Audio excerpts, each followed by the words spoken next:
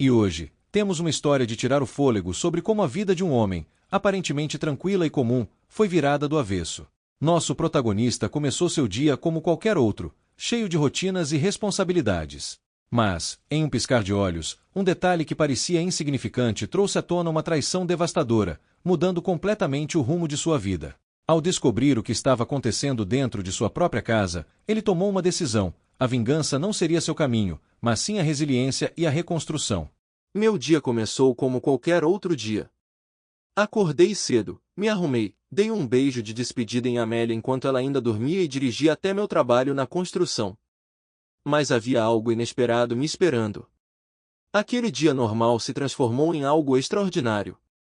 Mais tarde, à noite, enquanto eu trabalhava no canteiro de obras, senti meu telefone vibrando no meu bolso. Eu o tirei e vi uma mensagem do meu vizinho Murilo. Dizia que a porta da minha garagem estava aberta.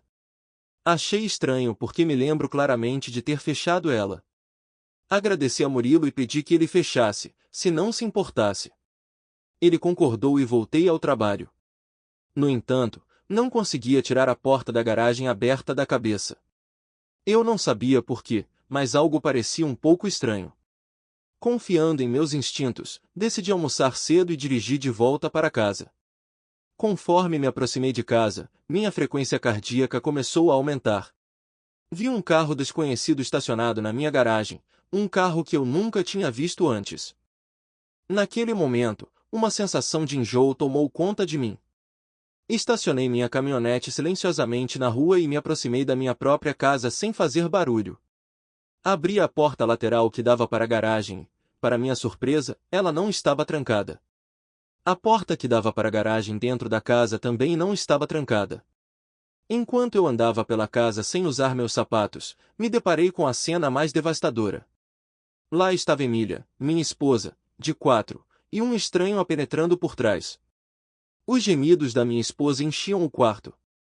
O homem a segurava pela cintura e continuava a penetrar, ocasionalmente dando uma palmada, fazendo sua pele branca ficar vermelha. Minha esposa gritou palavras de encorajamento para bater mais forte. Tudo isso aconteceu bem na minha frente. Eu estava consumido pela raiva. Tudo parecia embaçado, e eu senti como se estivesse prestes a vomitar. Dando um passo para trás, peguei meu telefone, certifiquei de que o flash estava desligado e tirei algumas fotos deles se beijando. Gravei um pequeno vídeo deles juntos na minha casa. Foi naquele momento que percebi que agir de forma violenta só me colocaria em apuros. A vingança seria servida. A melhor maneira de se vingar de Emília seria fazer ela entender completamente o que estava perdendo. Era hora de um plano inteligente, um que me permitisse sair da situação com minha dignidade intacta.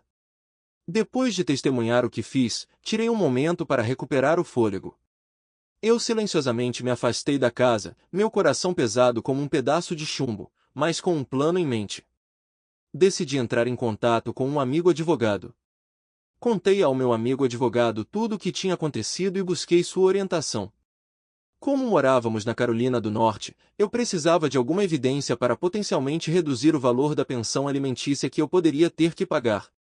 Eu tinha a prova e mostrei para meu amigo advogado.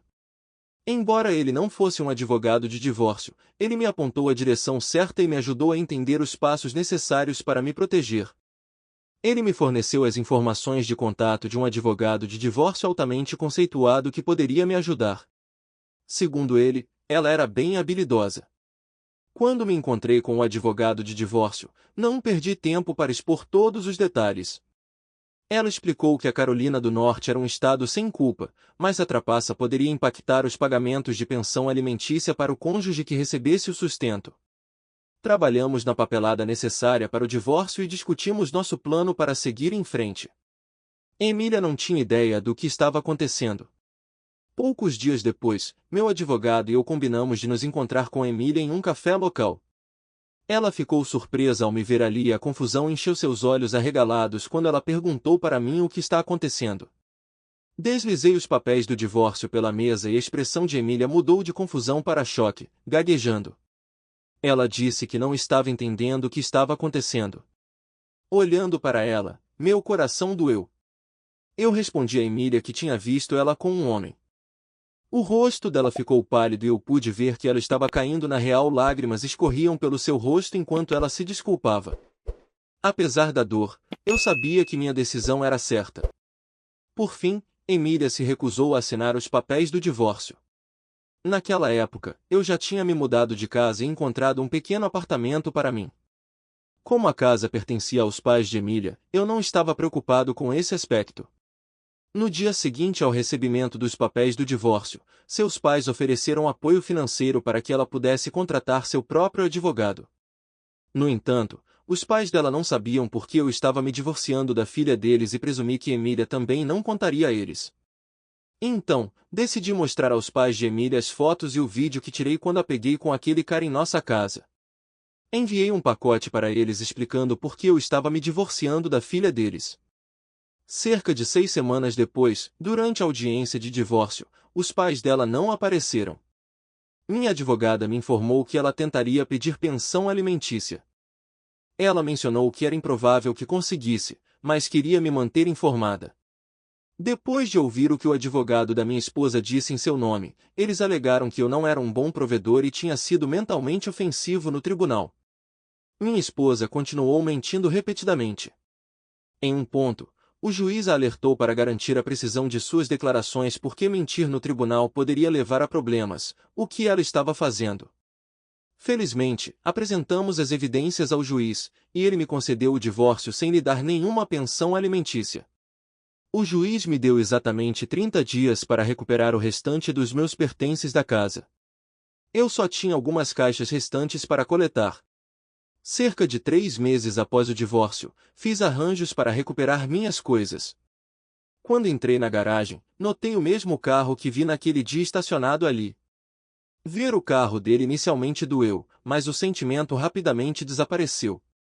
Dessa vez, a porta da garagem foi deixada aberta de propósito para que eu pudesse pegar meus pertences. Emília tinha me enviado uma mensagem pedindo para nos encontrarmos em algum momento, e eu recebi essa mensagem um dia. Eu consenti, imaginando que ela precisava. Tivemos nosso primeiro encontro no restaurante onde eu havia apresentado a ela os papéis do divórcio. Ela não parecia ser a mulher autoconfiante e contente que tinha sido no passado, mas sim um reflexo pálido de seu eu anterior. Ela começou a falar, detalhando quão difícil a vida tinha sido para ela, expressando arrependimento pelas decisões que tinha tomado e admitindo quanto tinha sentido minha falta. Apesar disso, experimentei uma sensação de distanciamento e indiferença em relação aos comentários dela. Fiquei em silêncio durante todo o discurso dela. Depois disso, me virei para ela e disse que esperava que tudo desse certo para ela. No entanto, essa parte da minha vida agora é passado. Mesmo quando deixei claro que tinha me decidido, ela continuou tentando me fazer mudar de ideia. Ela disse que tinha terminado com a outra pessoa e que queria que voltássemos a ficar juntos. Quando eu estava saindo da cafeteria, percebi que tinha saído vitorioso não porque Emília estava arrependida ou chateada com a situação, mas porque eu tinha chegado a um lugar de contentamento dentro de mim. Minha vida tinha virado do avesso, e eu tinha encontrado minha força interior e continuado com minha vida. Comecei de novo, juntando minha vida um passo de cada vez. A melhor forma de retribuição não envolveu conflito físico ou desgraça pública. Era seguir em frente na vida com mais resiliência e percepção do que eu tinha antes. Depois de aproximadamente 7 meses, o pai de Emília faleceu de câncer. Ele nunca expressou arrependimento pela primeira raiva que demonstrou em relação a mim ao saber que estávamos nos divorciando. No entanto, a mãe dela se desculpou e me convidou para ir ao funeral. Eu estava prestes a desistir de ir, mas não tive problemas com a mãe dela. Eu não era o tipo de pessoa que nutre má vontade em relação aos outros. O passado não pode ser mudado. Conforme as semanas passavam, rumores começaram a se espalhar de que Emília estava se metendo em ainda mais problemas legais conforme a situação continuava a piorar.